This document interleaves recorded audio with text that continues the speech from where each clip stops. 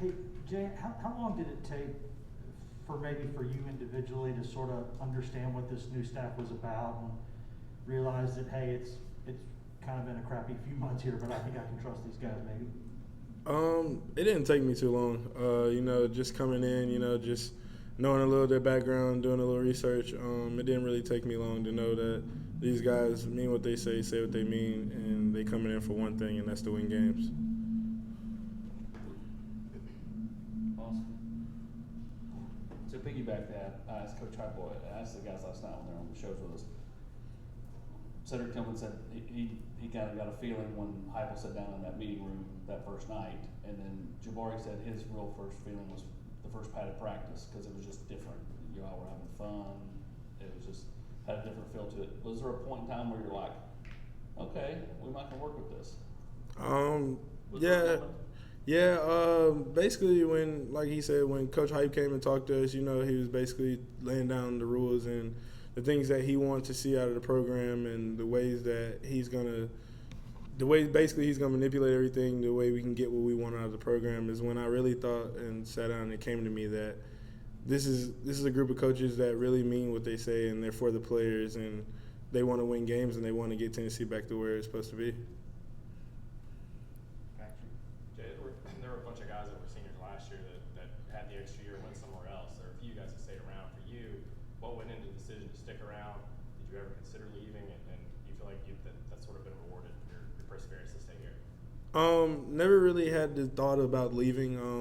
I felt like God sent me here, and I felt like I had something that I needed to do. I had work to be done here.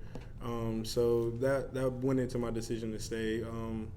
But as far as like the rewarding part, I do feel like, me staying helped me gain a lot as a player and as a man, after football. So I'm glad I stayed.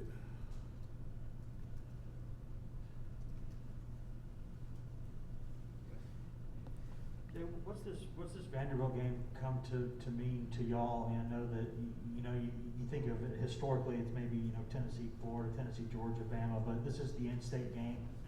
I think y'all come up short before. You've won it before. What's this game mean to you? It means a lot, even though I'm not a Tennessee guy, a Tennessee kid, I still feel like I'm from Knoxville. So this game means a lot to me just because it's in-state and basically bragging rights on who runs the state of Tennessee.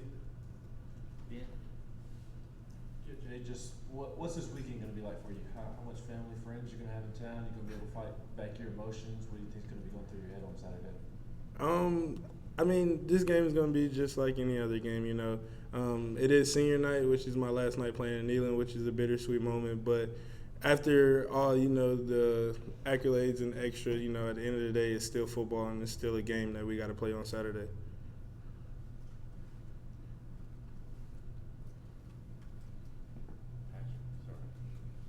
There's a lot of veterans on that defensive line, a lot of seniors. You guys have been through quite a bit together. Just what does it mean to go, be in the same situation with Matt, Mitchell, some of those guys that have been through so much change here and kind of come out the other side of it?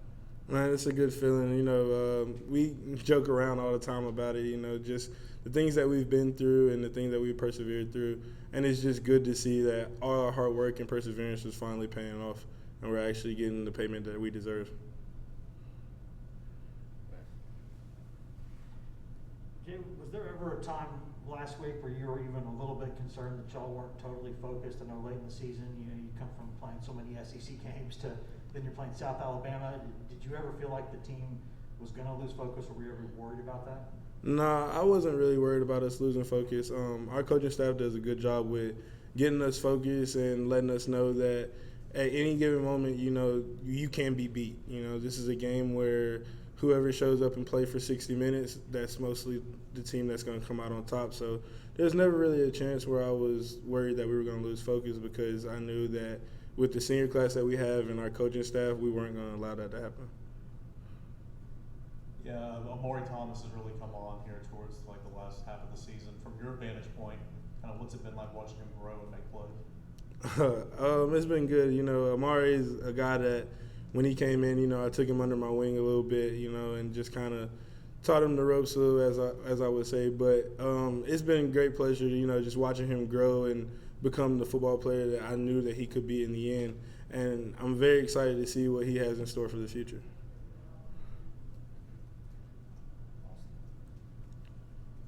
Are there some guys behind the scenes that have meant a lot to you, like, you know, whether it be guys that were here and are no longer here, or guys that have been here the whole time, you know, academic people, support people that have meant a lot to you, and people that you will take with you as you leave? Yes, sir. There's been a lot of people that really everybody that I've came in contact with in my time here at Tennessee has meant something to me in such small ways and big ways. I mean, just being blessed to be here and just have those people in my corner and to know that I can call on them whenever I need them. Jaquan, is there a young defensive lineman or two that doesn't get a ton of playing time and opportunity that you think, based on what they've shown you so far, has a bright future at Tennessee? Bryson Eason, Don Bailey, and Isaac Green. Those are guys that don't get a lot of playing time, but as the years go on, you know, they will, and they'll show themselves and show what they can do.